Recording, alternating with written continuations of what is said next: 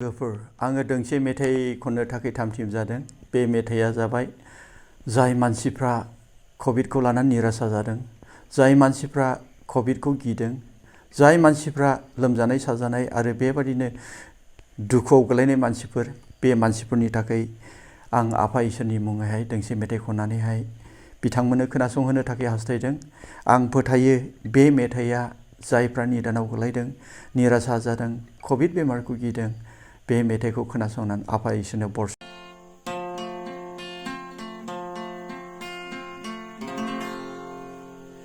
आंनि बोलो गैयाब्ला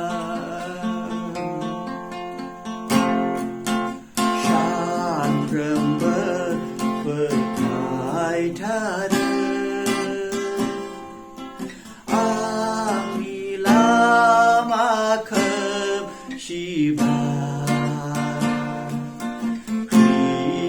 खृष्टनियाव आंनि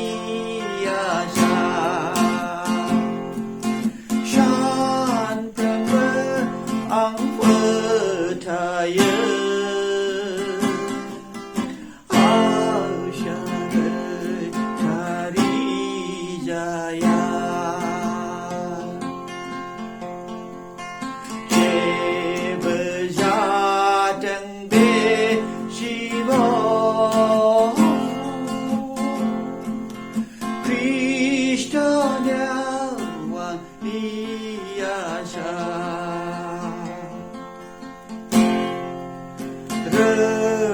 रोजाबगोन सुखु जाब्ला गिनाय आङो निदाना दुख सहायनो हायाब्ला खृष्टनियाव आंनि आसा सानफ्रोमबो आं फोथायो आशा गैथारि जाया जेबो जाथों बे जिबन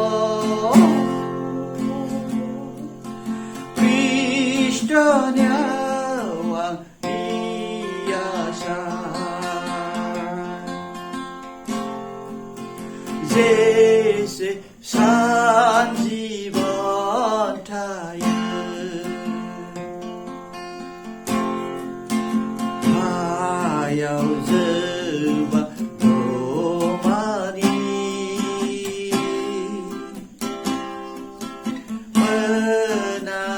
मोनागौमानि सुखु खृष्टनियाव आंनि आसा सानफ्रोमबो आं फोथायो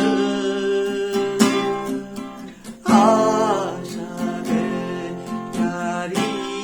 जाया जेबो जाथों बे जिबन खृष्टनियाव आंनि आसा